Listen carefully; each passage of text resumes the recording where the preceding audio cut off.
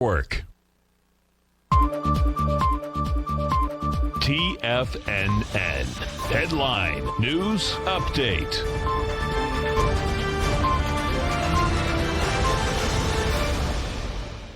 Good morning, everybody. I'm Tommy O'Brien coming to you live from TFNN, 9 a.m. Eastern Time, Thursday morning, 30 minutes to go until that opening bell. And we got markets oscillating right around flat to positive to negative.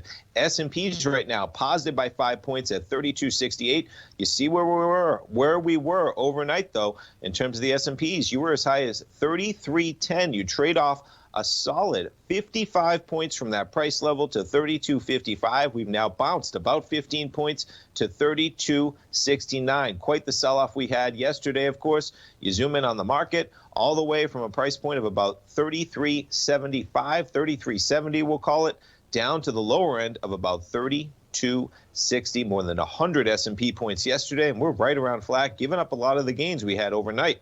Jumping into the headlines, we get some big ones this morning. We'll get some big ones after the closing bell as well. GDP, how about 33.1% in the quarter? That's after a huge decline last quarter. Market was looking for about 32%, so just over that number. We also got weekly jobless claims, 751,000. Market was looking for about 778,000. We're kind of just stuck right at that level of under 800,000 jobs on a weekly jobless claims level. There you see the acceleration we had at the beginning of the shutdown, pairing some of those accelerations, but pretty strong numbers still, nonetheless. Jumping into some of the COVID numbers that are spurring on some of this market activity in the U.S. first. Strong numbers. We're now dealing with an average of 75,000 cases. That's a 7-day average. You're dealing with numbers, though, that are approaching 80,000 right now as that curve is accelerating upward. France and Germany, new lockdowns over in Europe. The numbers for France. Now, France only has about 70 million citizens, and we are dealing with numbers that are approaching 40,000, okay? The U.S. is 5 times the size of France. That would be like the U.S. at 200,000 cases. I hope that doesn't happen. The curve is going up.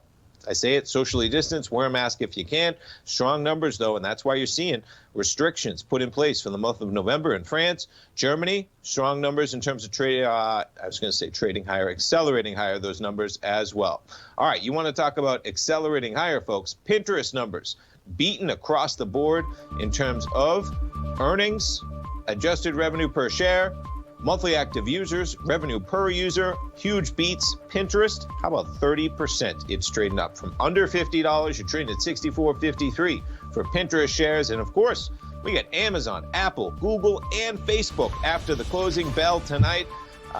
Markets positive territory. Thursday trading. Stay tuned, folks. Larry Pesavento, he's coming up live next. We'll